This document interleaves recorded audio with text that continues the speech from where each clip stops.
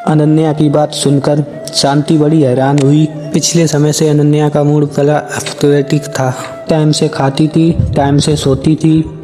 इससे साबित होता था अनन्या ने शांति की बात मानकर अभिनव को आने तक जिंदा रखने का फैसला लिया।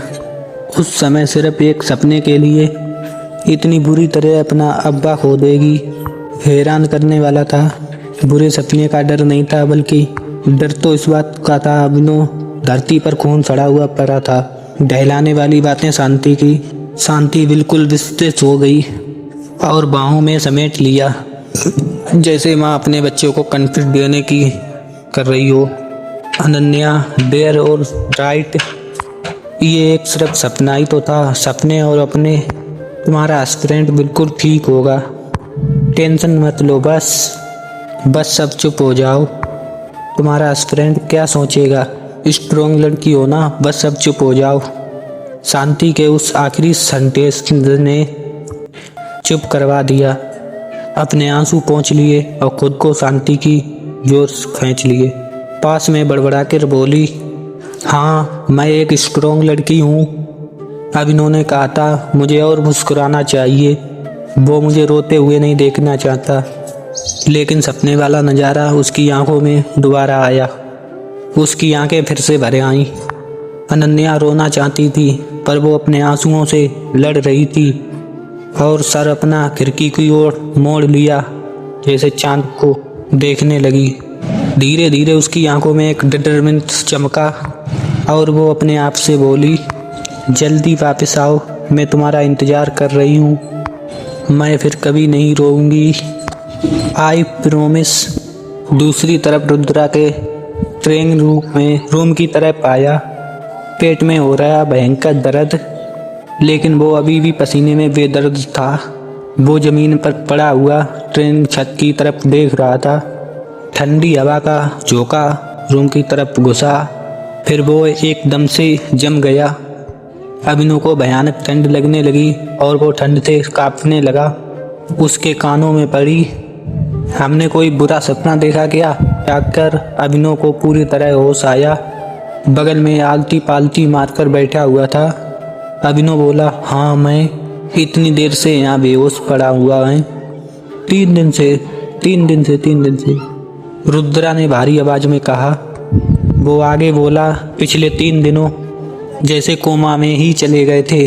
हर बार एक लड़की का नाम ले रहे थे और उस लड़की का नाम लेकर बार बार पसीने में तर हो जाते थे। एक ही नाइट को बार बार जग रहे हो। वो क्या नाम ले रहे थे? रोते हुए पूछा। एक शरारत भरी मुस्कुराहट के साथ बोला, अदिति फुल टेस्ट। ये सुनकर अभिनव का चेहरा बिल्कुल बर्फ की तरह। फिर तभी रुद्र बोला हंसते हुए, हा वो क्या है तुम्हारे पीछे? मैंने सारी तुम्हारी प्रोपेशन निकलवा ली थी। वो नहीं, अनन्या का नाम ले रहे थे। ये सुनकर अभिनव के चेहरे पर एक सुकून लौट आया था। वो फिर से ट्रेनिंग रूम की छत पर झांकने लगा। अभिनव ने आखिरकार पूछा, क्या रुद्रा भाई तुम मेरे में विश्वास रखते हो? रुद्रा ने बगैर झगड़ से कहा, ये नहीं तो क्या और का। ये सुनकर अभिनव हैरान रह गया और ताकने लगा, मैं ऐसा क्या कर सकता हूँ? रुद्र अपनी दाढ़ी को सहलाते हुए बोला। 3 दिनों से अभिनव के साथ रहने से उसकी दाढ़ी बढ़ आई थी। अभिनव जिसे उसके आगे बोलने का इंतजार कर रहा था। तभी रुद्र हंसते हुए बोला, हा, एक दूसरे से इतने जुड़ जाते हैं। क्या कहते हैं उसे? 2 जिस्म एक जान, बेरक्टरीफिजी हो सकती है।